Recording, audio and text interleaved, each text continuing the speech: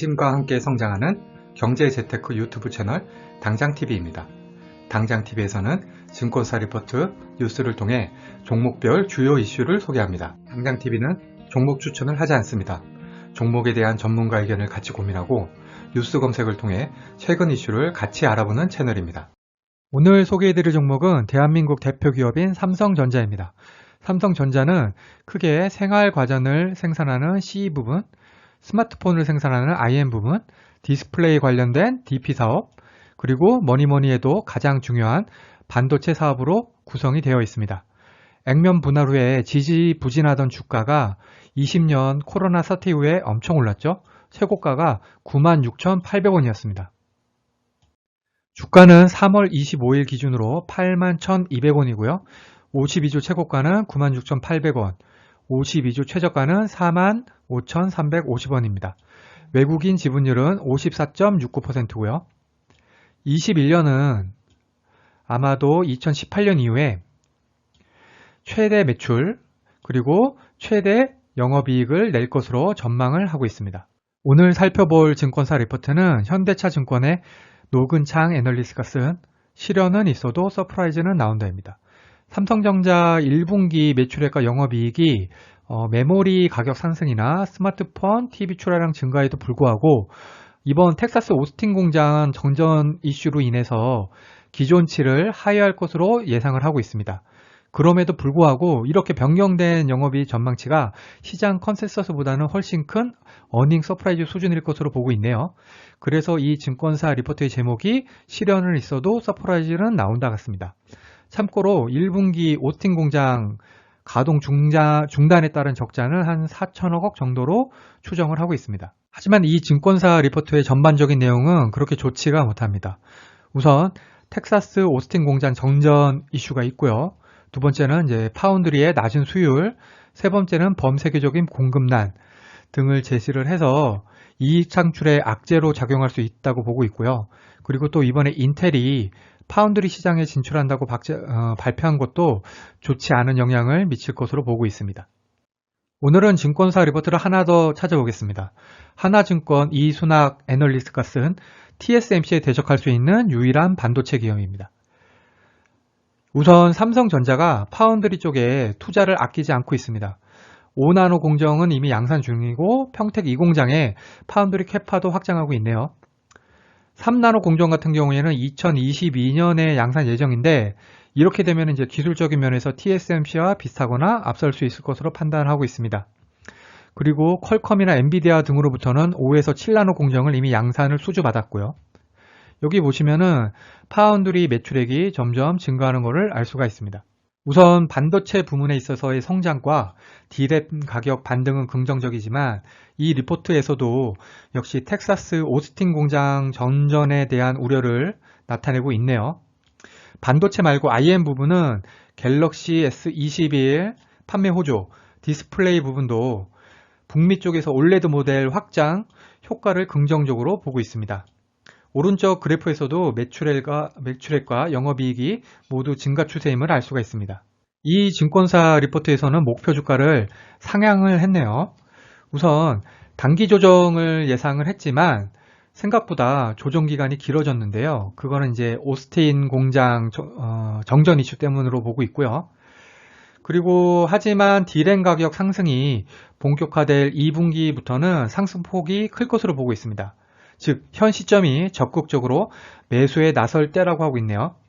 핵심을 요약을 하면은 오스틴 공장 악재에도 불구하고 D램 가격 상승의 영향으로 매출액이나 영업이익 전망은 긍정적이다. 두 번째는 인텔의 파운드리 시장 진출이나 삼성전자의 파운드리 투자 확대 같이 악재와 호재가 공존하고 있는 시점이다 정도가 되겠습니다. 증권사 목표 주가는 각각 11만원, 10만 5천원으로 수익률로 하면은 29%에서 35% 수준이 되겠습니다. 파운드리 쪽은 리포트에서 다루었으니 메모리하고 비메모리를 잠깐 비교해 보겠습니다. 메모리 같은 경우에는 이제 D램이나 낸드 플래시가 해당이 되고 비메모리 반도체는 이제 시스템 반도체라고도 하는데 CPU나 GPU가 해당이 됩니다. 메모리는 보통 생산의 영역, 비메모리는 설계의 영역이라고 하는데요. 메모리 반도체는 삼성전자가 세계 1위죠. 비메모리 반도체 생산업체로는 인텔, 엔비디아, AMD 등이 있습니다. 그런데 시장 규모를 놓고 보면은 메모리보다 비메모리가 거의 한 2배 정도 가까이 됩니다. 그래서 삼성전자의 목표도 2030년에는 이 비메모리 시장에서 세계 1위가 되겠다는 것입니다. 세계 1위까지는 모르겠지만 충분히 의미 있는 시장 점유율을 보이지 않을까 하고 저는 기대를 하고 있습니다.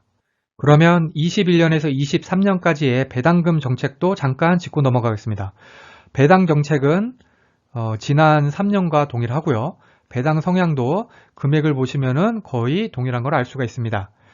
따라서 2020년에 분기 배당금이 한 354원 정도씩 나왔으니까 앞으로도 이 정도 수준으로는 배당금이 나올 것으로 예상이 되고요. 특별 배당금도 올해 1,578원이 나오기로 돼 있는데 그렇다면 앞으로 3년 뒤인 2024년에도 비슷한 금액의 특별 배당금을 기대해 볼 수 있을 것 같습니다. 장기 투자하실 분들은 꼭 체크해야겠죠. 한 가지 차이가 있는 부분이 있는데요. 여기 보시면은 일부 조기 환원 여부를 검토하겠다는 것입니다. 원래는 이번 특별 배당처럼 마지막 해에 남는 돈을 줬다면 이번에는 중간중간에 특별 배당을 줄 수도 있다는 것 같습니다. 그럼 뉴스를 보시죠. 머니투데이의 기사입니다. 삼성, TSMC의 선전포고한 인텔 주가가 떨어진 이유. 인텔이 파운드리 사업에 대대적인 투자를 하겠다고 발표했음에도 불구하고 반등에 실패했다는 기사입니다.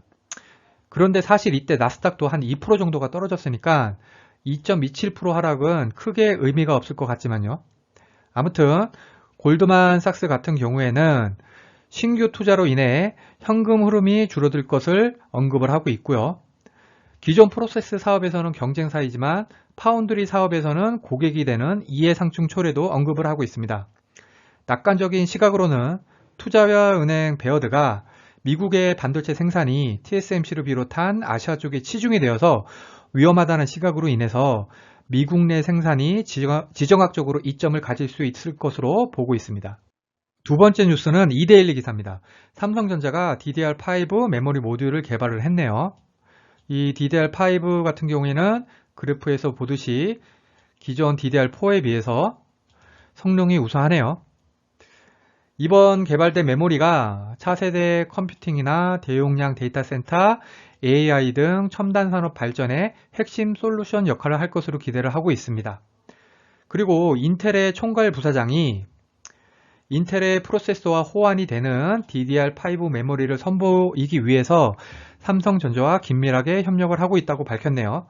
인텔하고는 아무래도 경쟁자이자 고객사로 남게 될 것 같습니다. 마지막으로 차트를 보시죠. 아시다시피 최근 강하게 조정을 받고 약세를 면치 못하고 있습니다. 거래량도 조정기 쪽에 몰려 있고요. 삼성전자야말로 많은 개미들의 미래가 걸린 종목이 아닐까 합니다. 아무쪼록 단기 조정 후 다시 반등해서 요즘처럼 어려운 시기에 희망을 주었으면 좋겠습니다. 이상으로 삼성전자의 증권사 리포트 및 뉴스 분석을 마치겠습니다. 오늘 영상이 도움이 되셨다면 구독, 좋아요 부탁드립니다. 감사합니다.